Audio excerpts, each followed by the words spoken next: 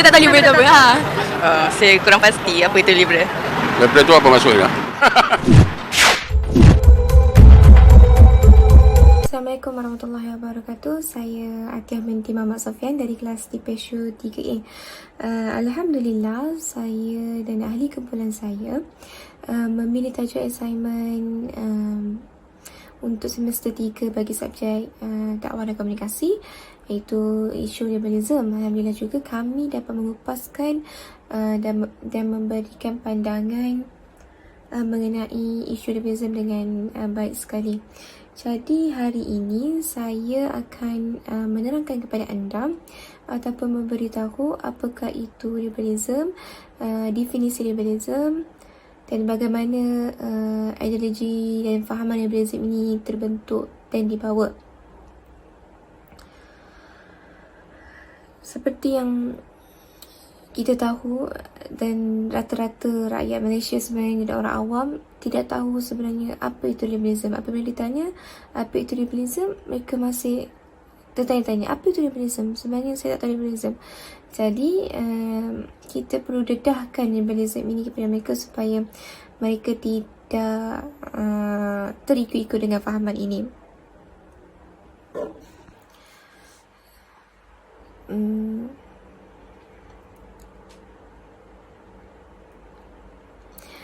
Pada pendapat saya, pengalaman mereka di negara barat oleh sebab situasi latar belakang, masa tu gereja yang menindas, yang bercakap atas nama Tuhan dan sebagainya, dan para paderi mentafsirkan agama mengikut kehendak mereka dan mereka bertindak seolah Tuhan yang mengampunkan sebagainya.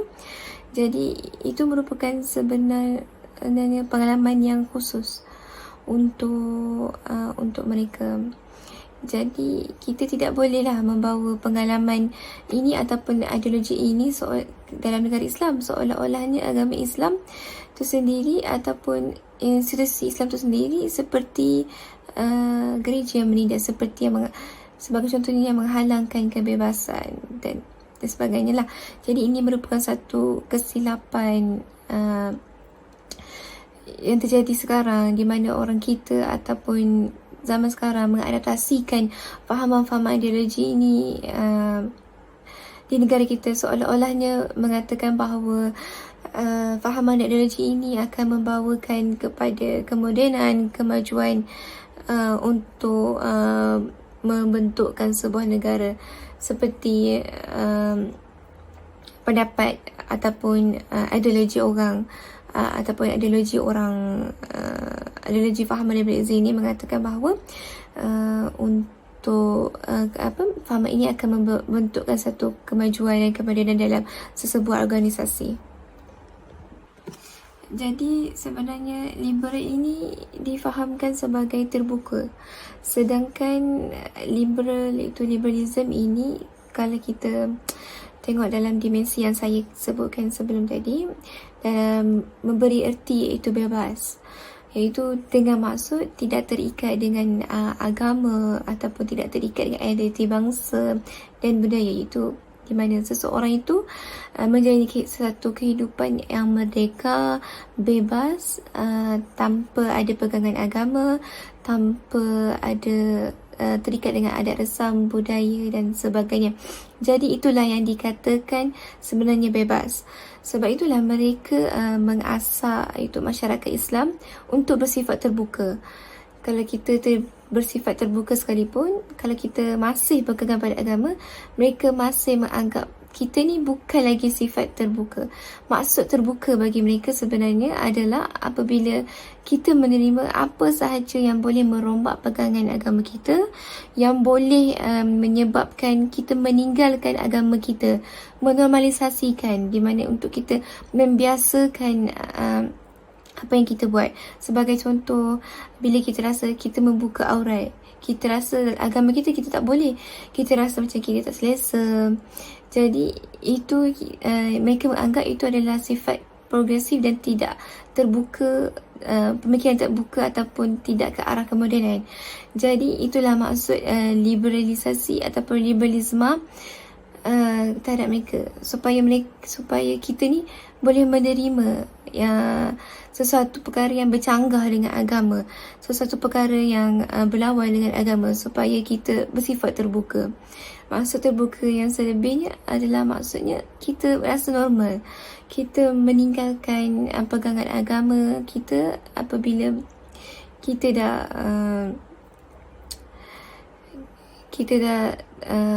lari daripada adab budaya kita dan sebagainya. Itu yang maksudnya kita berpegangan dan berfikiran terbuka. Assalamualaikum warahmatullahi wabarakatuh. Saya Nurul Fatina Aina binti Alim dari DPHU 3A.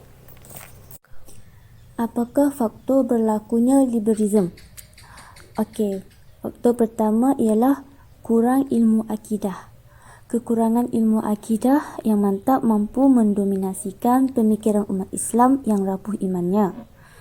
Hal ini kerana akan Hendersonan dijadikan tonggak utama yang perlu digunakan sebaik mungkin. Sedangkan hakikatnya Islam membenarkan liberalism tetapi dengan bimbingan wahyu. Oleh kerana akan dijadikan puncak utama dalam gerakan Islam liberal, maka ia mudah diterima selagi ianya logik. Okey, faktor yang kedua ialah penularan melalui media sosial.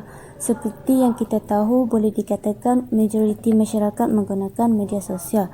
Jadi, golongan Islam liberal menggunakan platform yang ada untuk mempromosikan lagi agenda mereka.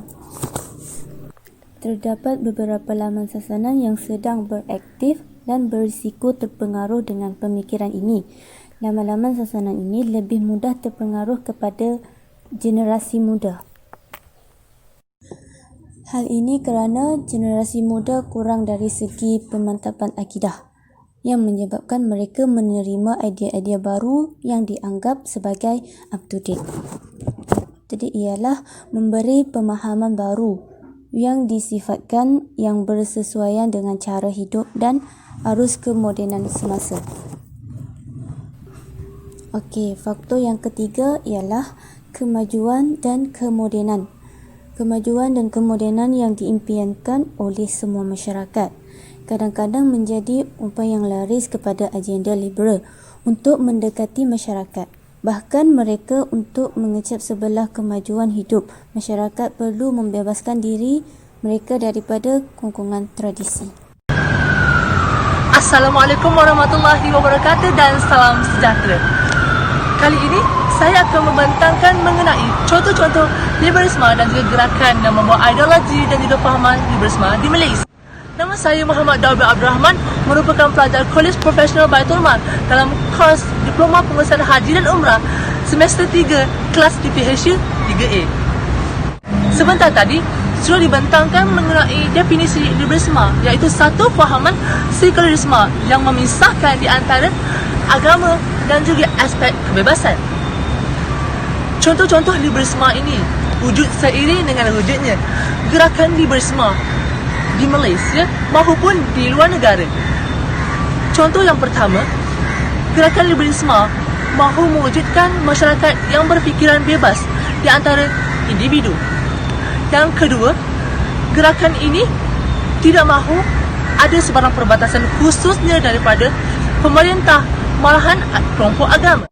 Kapitalisme merupakan satu bentuk ekonomi di mana individu berhak mengawal sebarang pendapatan tanpa menghiraukan perihal masyarakat maupun negara.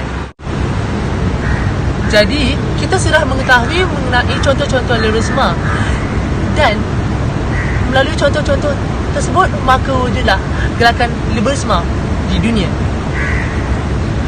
Terdapat banyak gerakan yang membawa ideologi liberalisme. Antara gerakan yang membawa ideologi dan juga fahaman liberalisme di Malaysia, di antaranya adalah IKD, SIS Sister in Islam, IFC atau IRC iaitu Inter-Religious Council, Gerakan Anti Hadis, IRF, Islamic Renaissance Front, ISID, International Convention on the Elimination of all form of racial discrimination dan juga asalkan normalisasi. Jadi, di antara ketujuh-tujuh itu saya akan membentangkan 3 gerakan yang sangat popular di Malaysia yang membawa ideologi liberalisme. Antara gerakan pertama yang membawa ideologi liberalisme di Malaysia adalah SIS, iaitu Sister in Islam. Merupakan kumpulan wanita profesional yang memperjuangkan hak-hak wanita dalam kerangka Islam. Gerakan ini ditubuhkan pada tahun 1988 dan didaftarkan di bawah Pertubuhan Bukan Kerajaan NGO pada tahun 1993. Mereka menggunakan nama SIS Forum Berhad, juga menggunakan singkatan SIS dalam penulisan mereka. Misi penubuhan gerakan ini adalah untuk meningkatkan kesedaran awam terhadap prinsip Islam sebenar, iaitu keadilan, kesesamaan, kebebasan dan juga martabat Islam dalam negara demokrat. Objektif gerakan ini adalah untuk menegak dan membangunkan satu kerangka terhadap hak-hak wanita dalam Islam yang mengambil kira pengalaman dan juga realiti wanita. Kedua, menghapuskan segala bentuk ketidakadilan dan juga diskriminasi terhadap wanita dengan mengubah amalan-amalan yang menganggap taraf wanita lebih rendah berbanding lelaki. Yang kedua, gerakan kedua adalah IRF, iaitu Islamic Renaissance France, diketuai oleh Ahmad Farouk Musa dan ditubuhkan pada tahun 2009. Matlamat penubuhan adalah untuk mempromosikan wacana intelektual Muslim dan juga memperkasakan para belia. Tetapi kenapa saya mengatakan gerakan ini membawa ideologi liberalisme? Kerana mereka telah pun mewujudkan satu buku ataupun menerbitkan sebuah buku di mana buku tersebut jelas sekali mahu menyebarkan ideologi liberalisme. Buku tersebut bertajuk Wacana Pemikiran Reformis. Dan dalam kandungan tersebut, mereka mengatakan mereka tidak mahu negara Islam menjadikan agama sebagai teras perundangan negara. Kedua, mereka mahukan perundangan Islam hanya meliputi aspek peribadi, bukan mencakupi aspek pemerintahan ataupun perundangan negara. Itu. Ketiga pula, mereka menganggap agama adalah soal hati dan tidak boleh dipaksa dengan amalan ataupun konsep Islam sendiri. Sehingga kan mereka jelas sekali menolak amal ma'ruf dan juga nahi mungkar. Mereka menganggap juga Al-Quran itu tidak cukup atau tidak sempurna untuk keperluan manusia. Harus adalah akal untuk mentafsirkan segala hal-hal yang melibatkan segala-galanya termasuklah perundangan.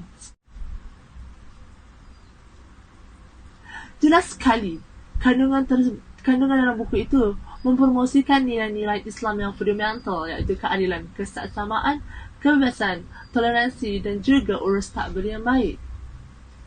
Cara pemikiran yang mereka wujudkan ini memang terdapat unsur-unsur sekular, liberal, rasionalisme, human rights, pluralisme dan juga demokrasi. Assalamualaikum warahmatullahi wabarakatuh. Nama saya Nomisha Akila binti Osman dari kelas di PHU 3A.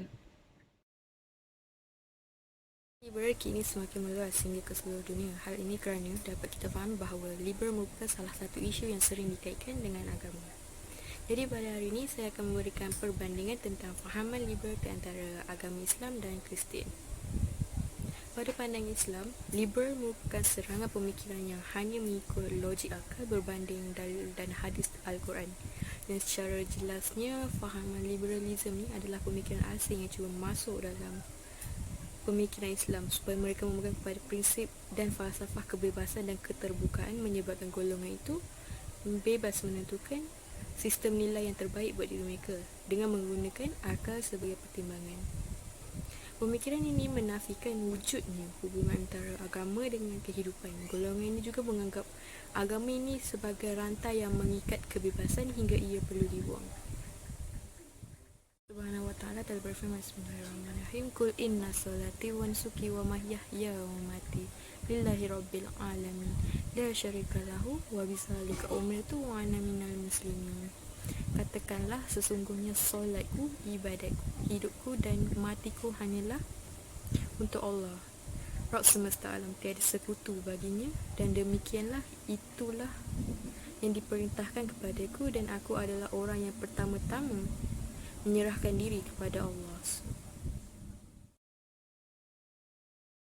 Manakala pada pandangan agama Kristian, liberalisme ni muncul sebagai penyelamat bagi mengutamakan situasi hak-hak peribadi yang berkaitan dengan cara hidup, termasuk kebebasan seksual, kebebasan beragama, kebebasan pemahaman dan perlindungan dari campur tangan kerajaan di dalam kehidupan peribadi. Bagi mencapai kemajuan hidup di dunia, rakyat mestilah bebas dari ikatan gereja dan peraturan agama. Warahmatullahi wabarakatuh. Saya Aisyah binti Syafazin daripada kelas GPSU 3A. Saya menceritakan tentang liberalisme, kesan negatif dia. Sebelum tu, liberalisme ni berasal daripada perkataan Latin, iaitu liber yang bermaksud bebas. Bebas dalam semua perkara tanpa batasan dan pegangan agama. Saya ingin membincangkan kesan negatif liberalisme terhadap individu, masyarakat dan negara. Yang pertama, kesan terhadap individu. Jika seseorang itu bersifat liberal, sudah tentu mereka akan mengetepikan hukum hakam agama. Dan mereka akan suka hati melanggar peraturan dan menganut mana-mana agama yang mereka suka. Ada juga yang sampai murtad keluar dari Islam kerana dorang ni nak kebebasan. Selain tu, mereka juga berkata bahawa hijab ni adalah hak pribadi dan menuntut hak LGBT dan arak di negara ini. Mereka juga sanggup melakukan apa sahaja, yang penting mereka bebas. Kedua, kesan terhadap masyarakat. Masyarakat akan berpecah apabila tiada persefahaman masyarakat. Macam seorang yang lain nak yang macam nak kebebasan, yang lain nak yang memang Islam punya hak lah. Macam tu. Lepas tu masyarakat akan melakukan apa sahaja tanpa sekat agama dan nilai murni. Seperti contoh diorang meraihkan Oktoberfest, iaitu pesta minum arak yang disambut oleh masyarakat Bavaria. Selain itu mereka akan menentang fahaman selain liberal dan boleh jadi mereka ni memaksa lagi ramai lah yang berpegang dengan liberal dan melakukan dakwah. Dakwah ni ialah gerakan seruan oleh Kristian untuk menyesatkan umat Islam. Ketiga, kesan terhadap negara. Jika negara menerima liberal di Malaysia, sudah tentu ianya akan menyerang peradaban dan tamadun mana-mana bangsa dan matlamat yang paling tertinggi lah. Negara ini juga akan menjadi seperti negara barat yang mana sesuka hati minum arak, berzina, di mana tidak malu dengan diri sendiri dan berasa bebas dalam melakukan semua perkara tanpa pegangan agama.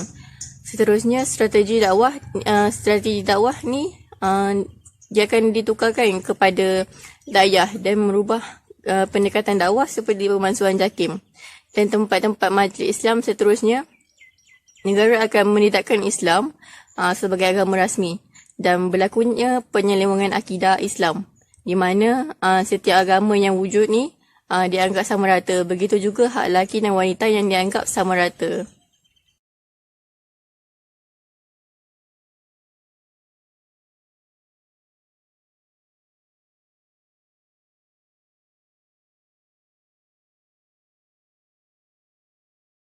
Seterusnya, kesan positif pula, rakyat ni boleh bebas memilih dalam aspek tertentu dan tidak tanpa melanggar hukum agama, iaitu bebas dan selalu bersyarat dalam memberi ruang kepada rakyat.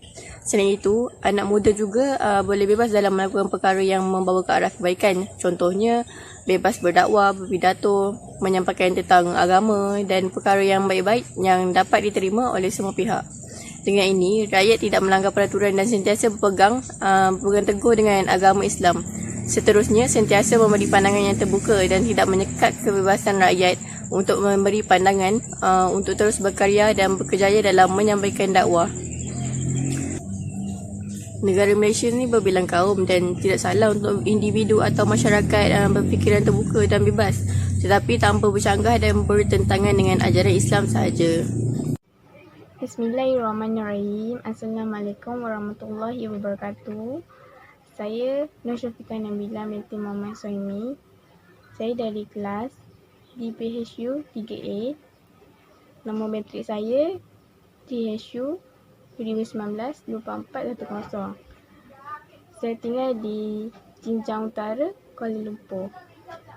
Dengan ini, saya akan menjelaskan cara mengatasi pemikiran liberalisme. Cara liberalisme ini terbagi kepada tiga, iaitu individu, masyarakat, dan ekonomi.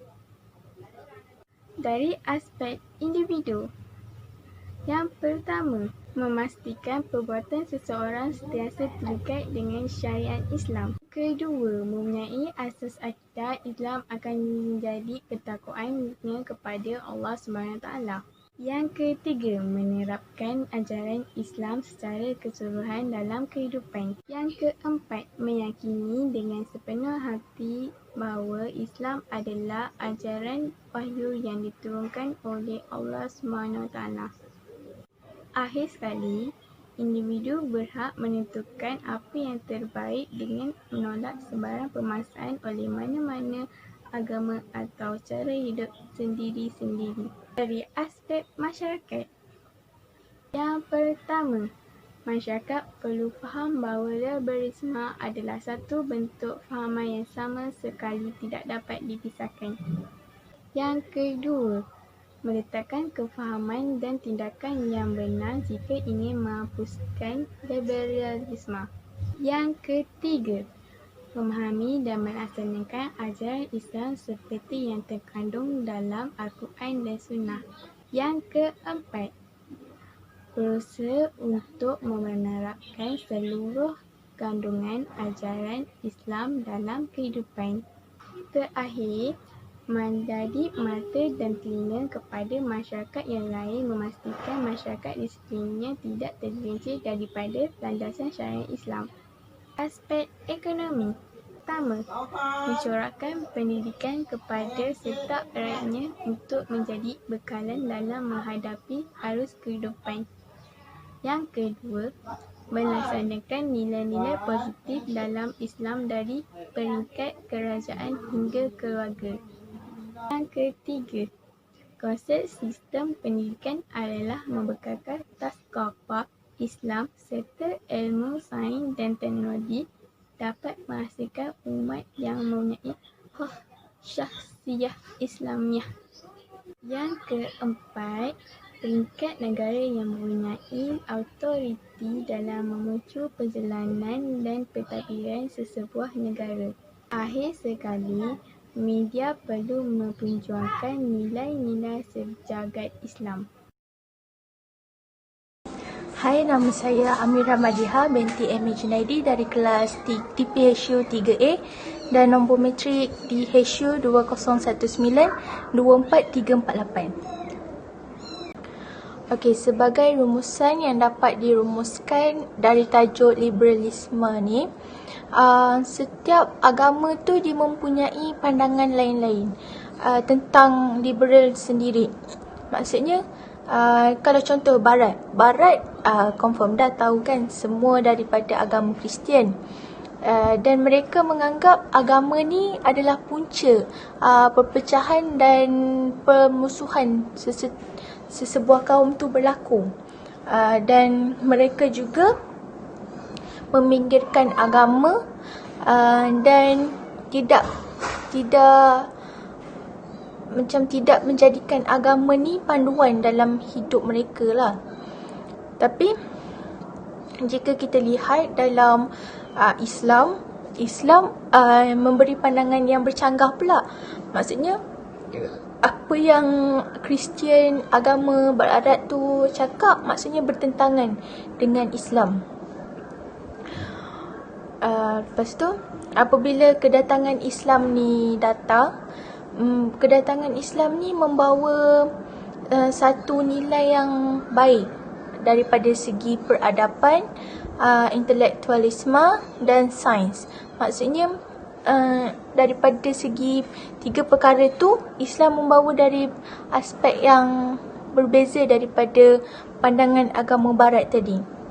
Okay, jadi Islam berjaya menyatukan manusia pelbagai bangsa, etnik dan bahasa, membela kaum yang lemah dan memperkasakan bangsa dan umat. Okey, semua sifat-sifat buruk yang dilekatkan pada agama Kristian tiada dalam Islam. Maksudnya apa yang dianggap oleh Kristian tadi, agama sebagai punca perpecahan dan permusuhan tu tadi salah daripada segi agama Islam lah, dari pandangan agama Islam. Namun dalam realitinya Islam terpaksa menanggung tuduhan-tuduhan ini, ditambah lagi dengan semaraknya wacana yang ditimbulkan oleh orientalis dan diterima bulat-bulat oleh golongan sekular dan liberal yang membuat tuduhan palsu itu tadi. Okey, liberalisme ni dia berdiri di atas premis dan naratif yang mengelirukan. Sebenarnya, kemunduran dan persengketaan ni bukanlah disebabkan oleh agama, tetapi oleh penyelewengan yang dilakukan oleh sebahagian agamawan. Maksudnya, agamawan ni orang yang duduk dekat gereja. Mereka macam membuat satu macam orang cakap satu benda yang tak elok lah. Dia orang cakap pasal benda yang tak betul sebab mereka ni dianggap suci, dianggap sebagai boleh penghapus dosa. Maksudnya orang tengah daripada pendosa dan Tuhan. Okey. Lepas tu penyelewengan ini telah memberi kesan yang besar dan buruk kepada masyarakat barat sehingga menjadi penghalang kepada kemajuan. Yang jelas, apa yang disebut dengan kezaliman agama kemudian digantikan dengan kezaliman anti agama atau kezaliman anti Tuhan, kerana pada intinya apa yang dilakukan oleh liberalisme kepada agama adalah perilaku yang tidak adil dan menindas terhadap agama dan Tuhan. Beberapa pendekatan yang lebih terarah perlu diambil dalam menghadapi aliran liberalisme secara bijak. Liberalisme bersifat seragam, tetapi hakikatnya ia datang dengan keadaan yang berbeza dan pada peringkat-peringkat yang tertentu. Sebagai permulaan, seseorang yang mahu menghadapi golongan liberal atau kefahaman liberalisme ini perlu memetakan subkelompok liberalis dan menjelaskan perbezaan antara mereka dari segi asas dan prinsip mereka. Aliran liberalisme ini juga timbul sebagai respon atau tindak balas kepada aliran yang tertutup atau jumud, kadang-kala bersifat ekstrim dan dalam mentafsirkan sumber agama secara sempit sehingga membawa kepada kekerasan dan kezaliman kepada orang Islam dan juga orang bukan Islam.